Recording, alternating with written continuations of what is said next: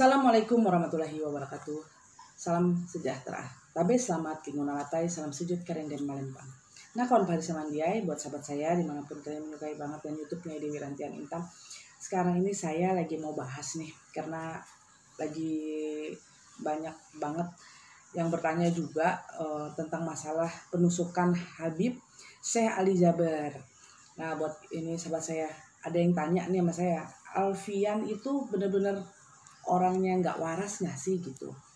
Sesuai penerawangan Nyai, bener-bener sih dia, apa dia bener gila atau dia hanya orang biasa saja?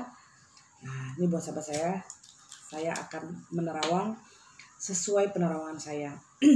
Syekh Ali Jaber, Habib Syekh Ali Jaber ini lahir tanggal 3 Februari tahun 1976. Dan juga yang Alfian ini juga lahir, sekarang lahirnya udah tahun lahirnya 96 juga, berarti 6/6.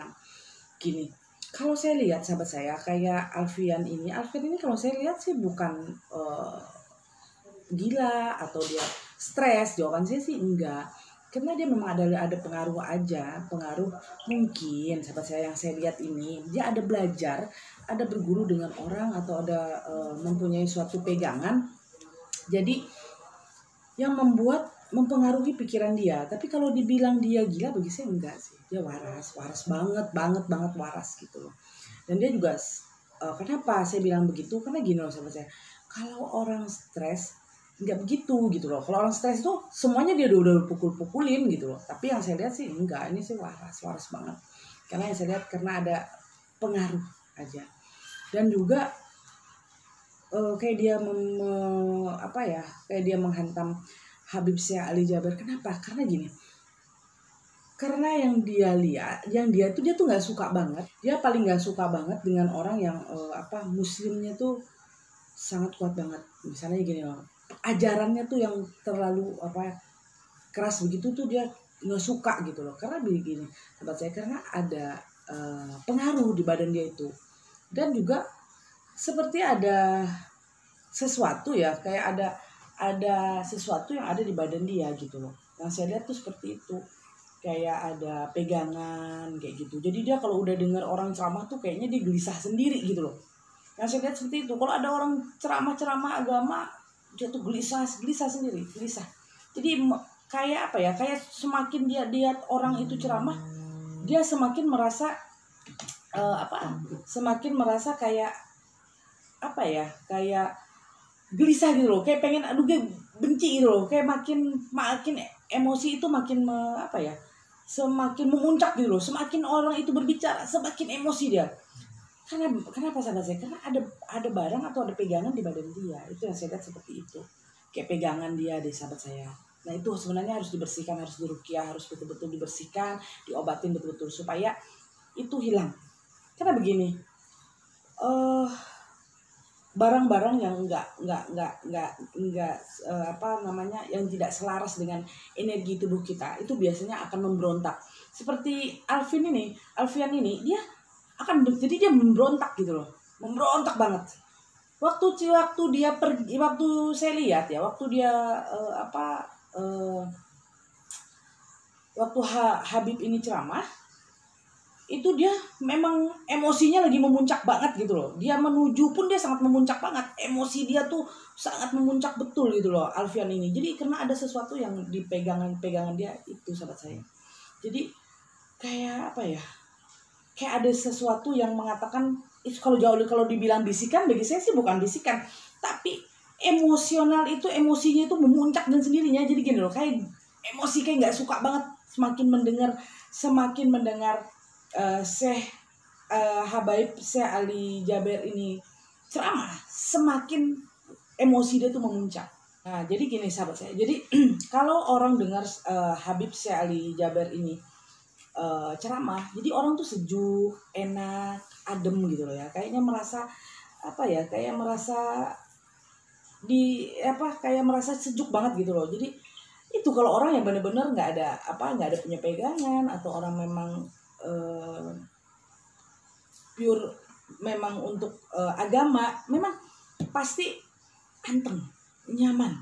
Tapi kalau orang punya pegangan, sahabat saya, punya pegangan yang sedikit banyak pegangan itu yang tidak sinkron dengan Habib Syekh Ali Jaber, ini pasti akan benturan. Benturan apa? Jadi akan emosi itu memuncak orang itu.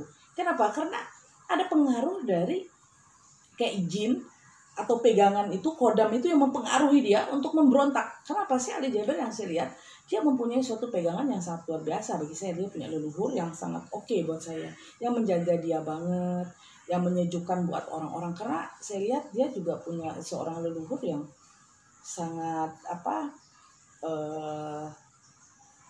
yang sangat dituakan banget gitu loh. Jadi di tempat yang dulunya tuh termasuk dituakan banget gitu loh, dan termasuk wali Allah juga gitu loh. Jadi energi positifnya sangat luar biasa. Jadi seperti Alfian ini kan dia punya pegangan, bagi saya dia punya pegangan, ada pegangan yang kurang begitu bagus, yang nggak cocok di badan dia. Jadi semakin Habaib itu ceramah, dia semakin memberontak.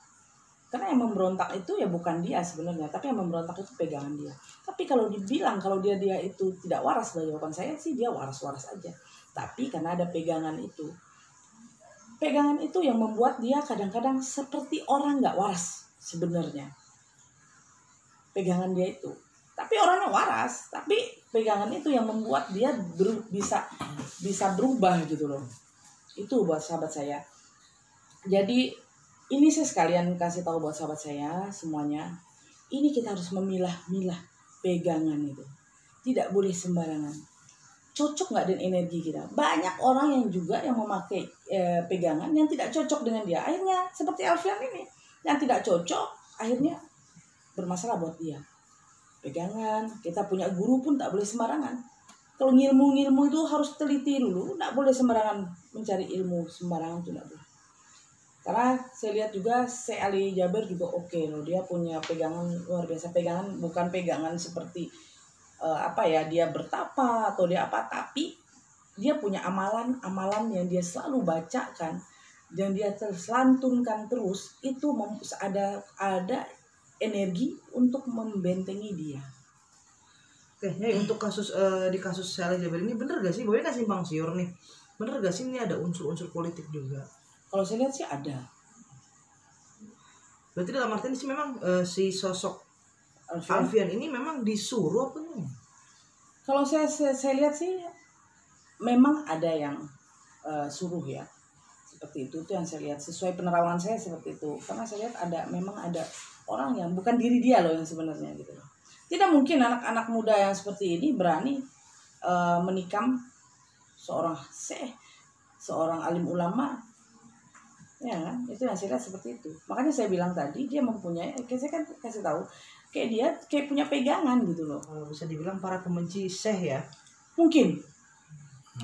Ya itu Syekh Ali Jaber itu emang target utamanya Alfian, atau Alfian menyerang siapapun yang memberikan keteduhan, ceramah agama, atau gimana?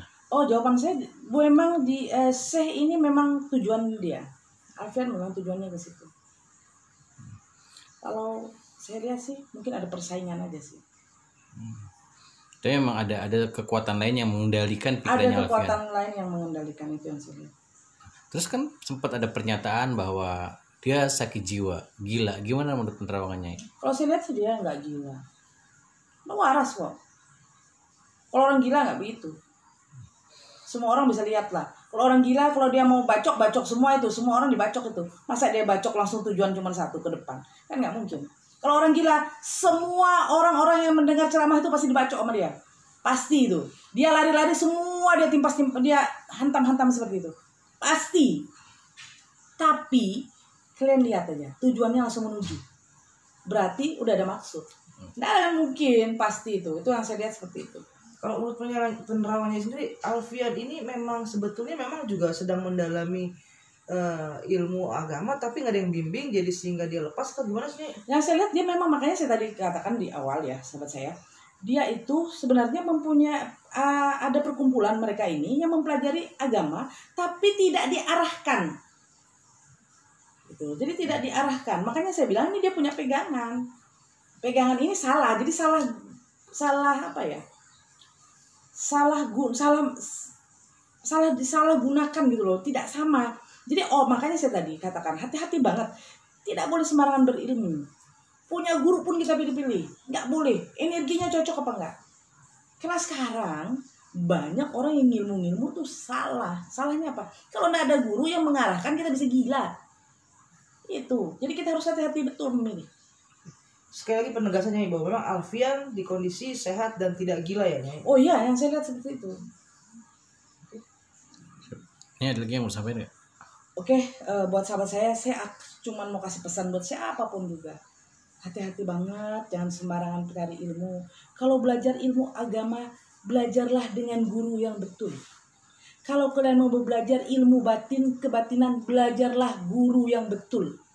Kalau kalian mau belajar spiritual, belajarlah kepada spiritual yang betul-betul. Jangan spiritual yang palsu atau memakai guru kebatinan yang palsu atau sembarangan, nggak boleh. Atau belajar agama sendiri aja, nggak bisa. Belajar agama itu harus ada gurunya supaya kita bisa lebih mengerti. Jadi kita tidak sembarangan, tidak asal. Kenapa? Kalau kita asal, kita bisa kacau, mengacaukan pikiran, mengacaukan hati. Kalau udah kacau pikiran, kacau hati, kita bisa stres. Ini buat sahabat saya semua, kita bareng-bareng doain semoga Syekh Ali Jaber cepat pulih dan bisa ceramah lagi, menyejukkan hati semua umat muslim yang ada di Indonesia maupun di dunia. Siapapun guru-guru agama, guru-guru pengajian, semoga semua guru kita, para habaib, guru-guru, Syekh Ali Jaber, semua guru mengaji, semua pun diberi keselamatan, dilindungi oleh Allah Ta'ala. Terima kasih banyak. Tonton terus YouTube-nya Dewi Rentian Intan. Terima kasih banyak. Assalamualaikum warahmatullahi wabarakatuh.